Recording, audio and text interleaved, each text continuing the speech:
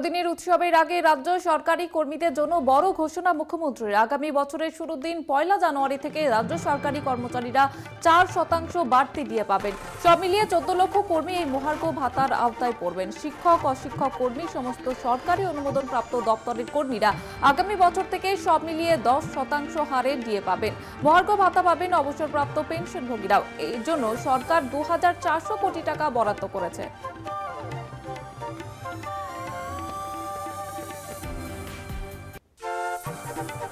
বাংলার মুকুটের নয়া পালক। দেশের ৩টি সেরা থানার মধ্যে স্থান পেল হুগলি শ্রীরামপুর থানা। কেন্দ্রীয় সরকারের নিরিখে দেশের তৃতীয় সেরা থানা হিসেবে জায়গা পেয়েছে শ্রীরামপুর থানা। বৃহস্পতিবার নিজের এক্স হ্যান্ডেলে পোস্ট করে জানান মুখ্যমন্ত্রী মমতা বন্দ্যোপাধ্যায়। রাজ্য পুলিশকে অভিনন্দনও জানিয়েছেন মুখ্যমন্ত্রী।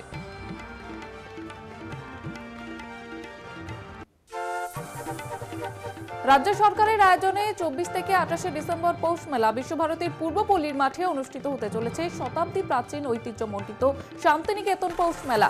বিশ্বভারতীর ইতিহাসে এই প্রথম রাজ্য সরকার পরিচালনা করছে মেলা। চলছে শেষ মুহূর্তে যুদ্ধকালীন প্রস্তুতি।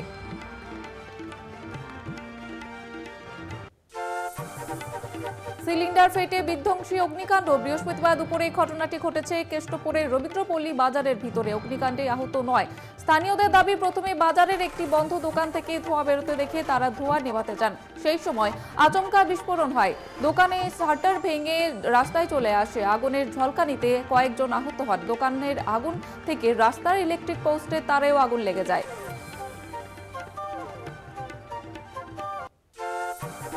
টাকার বিনিময়ে মণ্ডল সভাপতির পদ দেওয়াকে কেন্দ্র করে বাঁকুড়ার প্রকাশ্যে বিজেপির গোষ্ঠীদ্বন্দ্বে কটাক্ষ তৃণমূলের। পাশাপাশি বিক্ষিপ্ত বিজেপিদের তৃণমূলে আসার আহ্বান তৃণমূলের সভাপতির। মণ্ডল সভাপতি পদ ঘিরে বিজেপির গোষ্ঠীদ্বন্দ্ব। বাঁকুড়ার বিষ্ণুপুরে টাকার বিনিময়ে মণ্ডল সভাপতির পদ দেওয়ার অভিযোগ জেলা সভাপতির বিরুদ্ধে। এই তো শুরু কটাক্ষ তৃণমূলের।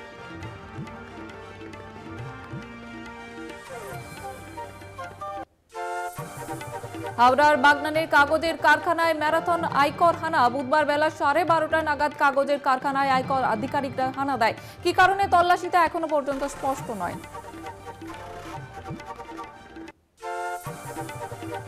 টানা তল্লাশির পর বিধায়ক বাইরন বিশ্বাসের বাড়ি ছাড়লেন আয়কর আধিকারিকরা। বেশ কিছু নথি উদ্ধার করেন তারা।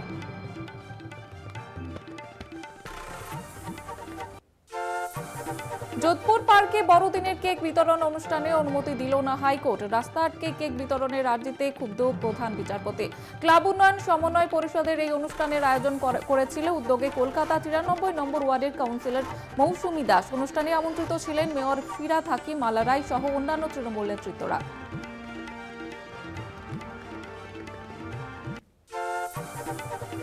কলকাতা হাইকোর্টের বার অ্যাসোসিয়েশনের সিদ্ধান্তে বিচারপতি অভিজিৎ গঙ্গোপাধ্যায়ের এজলাস বয়কট আইনজীবীদের। এদিন অধিকাংশ আইনজীবী সওয়ালে অনুপস্থিত ছিলেন।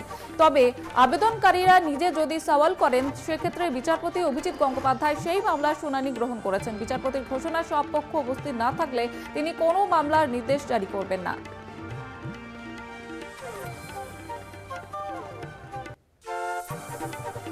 22 থেকে 24 ডিসেম্বর নবান্ন বাসস্ট্যান্ডে যৌথ মঞ্চের ধর্নায় অনুমতি হাইকোর্টের। শর্ত সাপেক্ষে ধর্নায় অনুমতি হাইকোর্টের।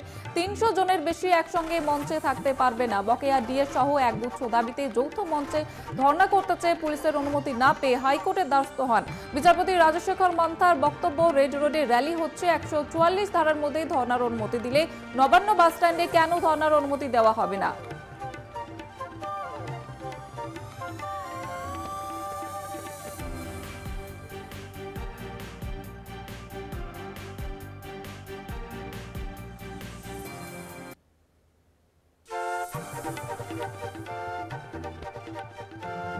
অ্যাসিড আক্রান্ত পার্শ্ব শিক্ষককে আরও ক্ষতিপূরণ দানের নির্দেশ। ৩ লক্ষ টাকা ক্ষতিপূরণ প্রাপ্তির পরেও নির্দেশ কলকাতা হাইকোর্টের। ওয়েস্ট বেঙ্গল ভিকটিম স্কিম অনুযায়ী অ্যাসিড আক্রান্ত শিক্ষককে 3 লক্ষ টাকা ক্ষতিপূরণ দেওয়া হয়। প্রকল্প অনুযায়ী 3 লক্ষ টাকায় সর্বনিম্ন ক্ষতিপূরণের হার, তাই আক্রান্তের আরও ক্ষতিপূরণ প্রাপ্তির সুযোগ আছে। অভিমত বিচারপতি সব্যসাচী ভট্টাচার্যের। বিচারপতি বলেন, চিকিৎসার নথিপত্র অনুযায়ী তার প্লাস্টিক সার্জারি করার প্রয়োজন। 15 দিনের মধ্যে আরও ক্ষতিপূরণ তুলে নেওয়ার নির্দেশ আদালতের।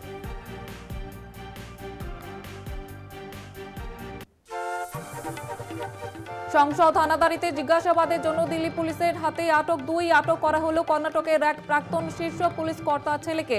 বুধবার রাতে সাইকৃষ্ণ জাগালিকে বাগালকোট থেকে আটক করা হয়। দিল্লিতে আনা হচ্ছে তাকে। সূত্রের খবর, ধৃত মনোরঞ্জন ডি এর বন্ধু জাগালি। আরও একজনকে আটক করা হয়েছে ওই ঘটনায়।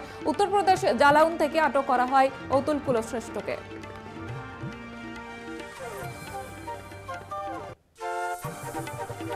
সংসদের নিরাপত্তায় বড়সড় পরিবর্তন। সংসদের নিরাপত্তার দায়িত্ব থেকে অপসারিত হলো দিল্লি পুলিশ। লোকসভা অধিবেশন কক্ষে বহিরাগত হামলার প্রেক্ষিতে সংসদের সুরক্ষা বলয় নিয়ে ফাঁপড়ে পড়ে যান কেন্দ্রীয় স্বরাষ্ট্রমন্ত্রী অমিত শাহ। বিরোধীদের দাবি সত্ত্বেও অধিবেশনে বিবৃতি না দিলেও তারই মন্ত্রকের অধীনে থাকা দিল্লি পুলিশকে সরিয়ে কেন্দ্রীয় শিল্প নিরাপত্তা বাহিনী বা সিআইএসএফকে দায়িত্বভার তুলে দিল স্বরাষ্ট্র মন্ত্রক।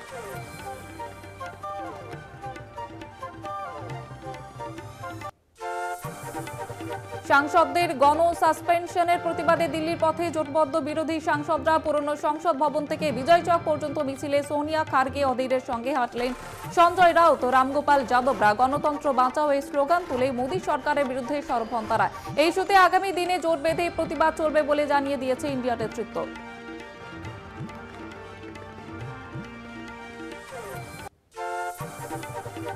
পাল্টা প্রতিবাদে বিজেপি নেতারা তৃণমূল সাংসদ কল্যাণ বন্দ্যোপাধ্যায় নকলের বিরোধিতা করে বিক্ষোভ। বিজেপির বৃহস্পতিবার দিল্লিতে বিক্ষোভ দেখান তারা। রাহুল গান্ধীর বিরুদ্ধে স্লোগান তোলেন বিজেপি নেতৃত্ব। বিহারের প্রতিবাদে পথে নামেন কেন্দ্রীয় শাসক দল।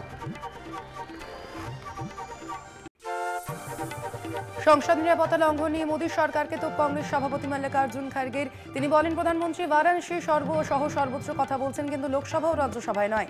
এই নিন্দা জানাই। ক্ষমতাসীন দল সংসদের কার্যক্রমে ব্যাঘাত ঘটাচ্ছে। গণতন্ত্রে তাদের বিশ্বাস নেই। বহিষ্কার প্রসঙ্গে অভিযোগ খার্গের। চিকিৎসায় অবহেলায় মৃত্যুর জন্য ডাক্তারের সাজা কমছে। ভারতীয় ন্যায় সংহিতায় এমনই নিদান দেওয়া হয়েছে। 1860 সালের আইপিসি এর পরিবর্তে ভারতীয় ন্যায় সংহিতায় ডাক্তারদের সাজার ক্ষেত্রে বিশেষ ছাড় রাখা হয়েছে। সঙ্গে থাকছে জরিমানার ব্যবস্থাও। আইপিসি 304 ক ধারা অনুযায়ী অবহেলার কারণে কারো মৃত্যু হলে 2 বছরের কারাদণ্ড অথবা জরিমানা অথবা দুটোই হতে পারে। ইন্ডিয়ান মেডিকেল অ্যাসোসিয়েশনের অনুরোধে যুক্ত করা হয়েছে বলে জানান স্বরাষ্ট্রমন্ত্রী অমিত শাহ।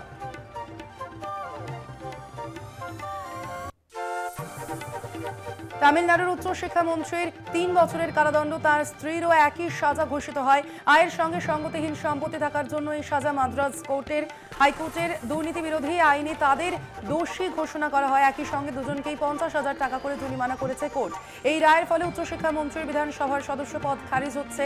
সুপ্রিম কোর্টে এই রায়ের বিরুদ্ধে আবেদন করার জন্য 30 দিন সময় দেওয়া হয়েছে। তার মধ্যে উপযুক্ত সুরাহা না পেলে তাদের আত্মসমর্পণ করার নির্দেশ আদালতের।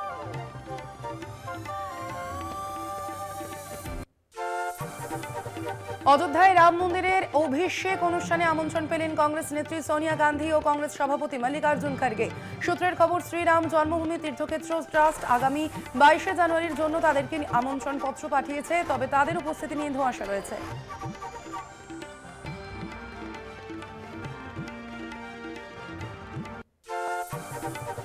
ফের করোনা সংক্রমণের খোঁজ মিলল কেরলে। কেন্দ্রীয় স্বাস্থ্য মন্ত্রকের তরফে জানানো হয়েছে, 20 ডিসেম্বর কেরলে কোভিডের 300টি নতুন মামলা সামনে এসেছে।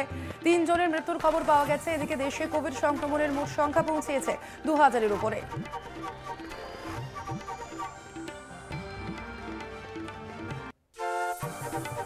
বিশেষভাবে সক্ষমদের নিয়ে কোনো আপত্তিকর বা মর্যাদাহানিকর মন্তব্য করা যাবে না। রাজনৈতিক দলগুলিকে কড়া বার্তা দিল নির্বাচন কমিশন। রাজনৈতিক প্রচারে এই বিধি মেনে চলতে হবে, এই নিয়ে নির্দেশিকাও জারি করা হয়েছে।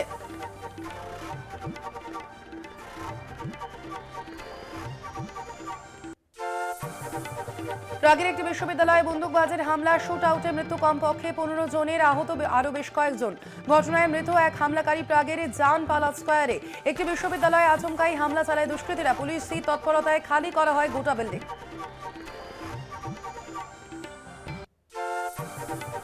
গাজা নিয়ে রাষ্ট্রপুঞ্জের নিরাপত্তা পরিষদের ভোট তৃতীয়বারের মতো স্থগিত হয়ে গেল। বুধবার এই ভোট অনুষ্ঠিত হওয়ার কথা ছিল। সূত্রের খবর, রাষ্ট্রপুঞ্জের নিরাপত্তা পরিষদের বৈঠকে গাজায় মৃত্যুর ক্রমবর্ধমান সংখ্যা নিয়ে বিবাদ বাধে। গাজার পাশে দাঁড়িয়ে সরব হলেন ফ্রান্সের প্রেসিডেন্ট ইমানুয়েল ম্যাক্রন। একটি বিবৃতিতে তিনি জানিয়েছেন, সন্ত্রাসের বিরুদ্ধে লড়াই করার অর্থ গাজাকে শেষ করে দেওয়া নয়। গাজায় সন্ত্রাসবাদের বিরুদ্ধে লড়াইয়ে সাধারণ জনগণের উপর আক্রমণ নেমে আসছে। শীঘ্রই গাজায় ইসরায়েল হামাস যুদ্ধবিরতি সম্ভব নয় বলে মনে করছেন মার্কিন প্রেসিডেন্ট জো বাইডেন। তিনি জানিয়েছেন চাপ দেওয়া হচ্ছে, তবে বন্দীদের মুক্তির জন্য খুব শীঘ্র যুদ্ধবিরতি চুক্তি হবে বলে মনে হচ্ছে না।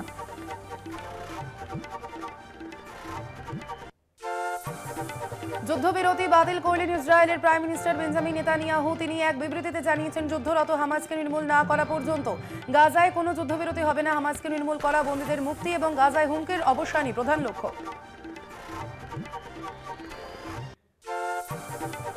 পাকিস্তানের নির্বাচনে লড়তে চলেছেন প্রাক্তন প্রধানমন্ত্রী নওয়াজ শরীফ। খাইবার পাখতুনখাওয়ার মানসেহারা অঞ্চল থেকে প্রতিদ্বন্দ্বিতা করবেন তিনি, জানালেন তার জামাই। শীঘ্রই মনোনয়নপত্র জমা দেবেন নওয়াজ।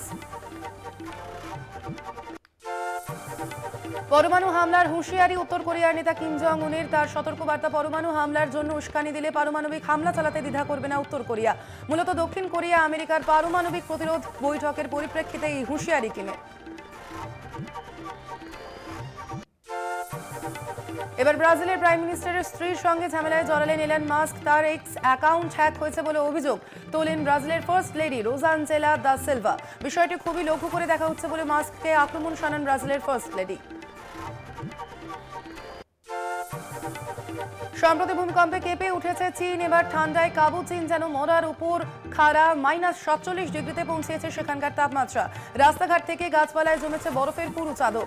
রাস্তার বরফ গলাতে ব্যবহার করা হচ্ছে নুন। দেশের উত্তর থেকে দক্ষিণ সর্বত্র একই চিত্র। ফের এক্স বিভ্রাট।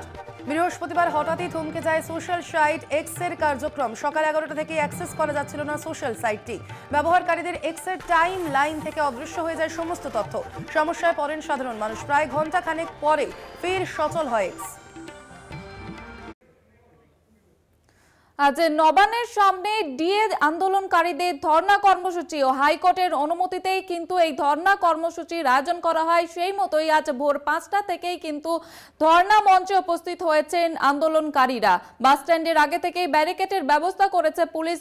দ্বিস্তরীয় নিরাপত্তার ব্যবস্থা করা হয়েছে পুলিশের তরফ থেকে। আর এ বিষয়ে বিস্তারিত জানাবে জগন্নাথ রয়েছে আমাদের সঙ্গে। জগন্নাথ, কি কি ব্যবস্থা নেওয়া হয়েছে পুলিশের তরফ থেকে? দেখো, একেবারে নবান্নের সামনে ব্যারিকেড দিয়ে ঘিরে দেওয়া হয়েছে। যে বাস স্ট্যান্ডে আন্দোলনকারীরা আন্দোলন করবে, ধর্ণা মঞ্চে বসতে, সেই জায়গা থেকে তারা যাতে অন্য কোনো জায়গায় চলে যেতে না পারে সেই জন্য পুলিশ একেবারে সজাগ রয়েছে। তবে এই আন্দোলনকারীরা যেটা বলছে, গতকাল রাতেও তারা দেখতে এসেছিল যে এই বাস স্ট্যান্ডের জায়গায় যারা কিনে ধর্ণায় বসবে, সকাল থেকে তারা ইতিমধ্যেই ধর্ণায় বসে গেছে। তাদের বিয়ের দাবিতে তাদের বেশ কিছু দাবি দেওয়া রয়েছে। যারা অস্থায়ী চাকরি তাদের স্থায়ীকরণ এবং যে বকেয়া সেই বকেয়া দিয়ে তারা প্রাপ্য।